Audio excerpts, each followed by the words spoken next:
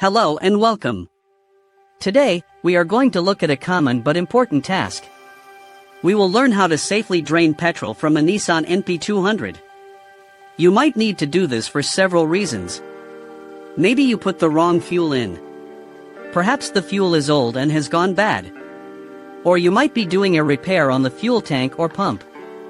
Whatever the reason, safety is the #1 priority. Important safety disclaimer: petrol is extremely flammable and its fumes are explosive. This guide is for informational purposes only. If you are not comfortable or experienced, please contact a professional mechanic. Always work in a well-ventilated area, preferably outdoors. Never smoke or have any open flames nearby. This includes lighters, heaters, or anything that can create a spark. Have a suitable fire extinguisher within reach. Always wear safety goggles and fuel-resistant gloves. It's also a wise precaution to disconnect the negative terminal of your car's battery before you start. Now, let's talk about the process. 1. What you will need. You'll need a few essential items: a siphon pump, specifically one with a thin, semi-rigid hose that can get past anti-siphon screens. You also need an approved fuel container, not just any plastic bottle. Make sure it's large enough for the fuel you're draining. The np200 tank holds 50 liters. You will also want some rags for any spills. 2. The siphoning method. This is the simplest and most common way. First, make sure your np200 is parked on a flat surface. Open the fuel filler cap. Take your siphon pump's intake hose and carefully feed it into the fuel filler neck. The np200 has an anti-siphon screen, so you may need to gently twist and push the hose to get it past this obstacle and into the tank. You'll feel it when it reaches the bottom.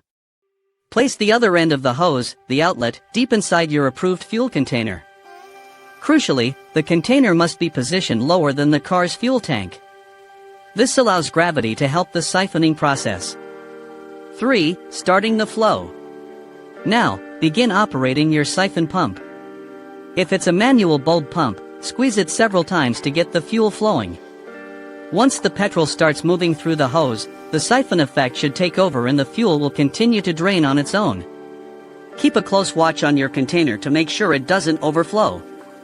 You may need to swap to a second container if the tank is full. 4. Finishing up. Once the tank is empty, or you've drained as much as you need, lift the outlet hose out of the container first to stop the flow. Then, carefully withdraw the intake hose from the fuel tank. Immediately clean up any drips or spills with your rags. Put the fuel cap back on securely.